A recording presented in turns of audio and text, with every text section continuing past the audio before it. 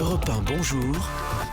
Le journal des sports. Juste après le journal d'Hélène Zélani, l'actualité se poursuit dans Europe 1. Bonjour. L'actualité sportive avec Jérôme Lacroix. Bonjour Jérôme. Bonjour Samuel, bonjour à tous. Et la une ce matin, un chassé-croisé d'automne. Hier matin, les footballeurs de Nice reprenaient à ceux du PSG la tête du classement de la Ligue 1. Ce soir, ces Parisiens vont tenter de retrouver le leadership du championnat de France. Ils doivent pour cela au moins ne pas perdre à Toulouse en levée de rideau de la 7e journée. Ces Toulousains, l'un des tubes du moment en 5e alors qu'il s'était sauvé de la relégation en 2e division sur le fil en fin de saison passée.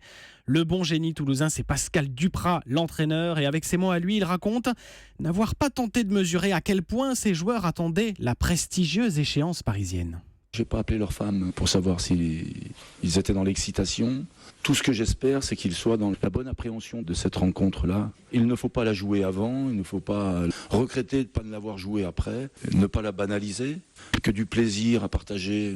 Le fleuri Pascal Duprat au micro Europe 1 de Patrick Anselmetti. Toulouse PSG 20h45, rencontre pour laquelle une nouvelle fois Thème Ben Arfa n'a pas été retenu côté parisien. Et maintenant le mot sport du jour. Retraite après 17 ans de carrière, Thomas Voeckler, le populaire cycliste, va se retirer des pelotons en juillet 2017 sur les Champs-Élysées à l'issue de son 15e Tour de France. L'Alsacien en explique les raisons sur le site officiel de son équipe Direct Énergie. Moi, je sais très bien que je ne vais pas finir 4e du Tour l'année prochaine. J'ai 37 ans, j'en aurai 38 en juin 2017.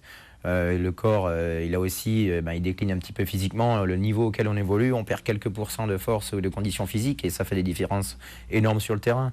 Donc c'est ma dernière année, je le sais, mais c'est pas une tournée d'adieu, ça c'est clair.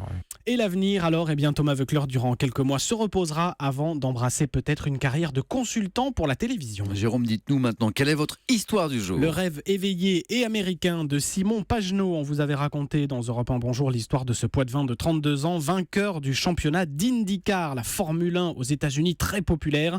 CNN, NBC, Forbes, Sports Illustrated, voilà quelques-uns des prestigieux médias outre-Atlantique par lesquels il a été sollicité. Son planning de mercredi par exemple, 7h, 20h, en interview, non-stop, et vous verrez très bientôt son visage en France, où il va entamer dans les prochains jours une tournée médiatique. Merci Jérôme Lacroix, c'était le journal des sports.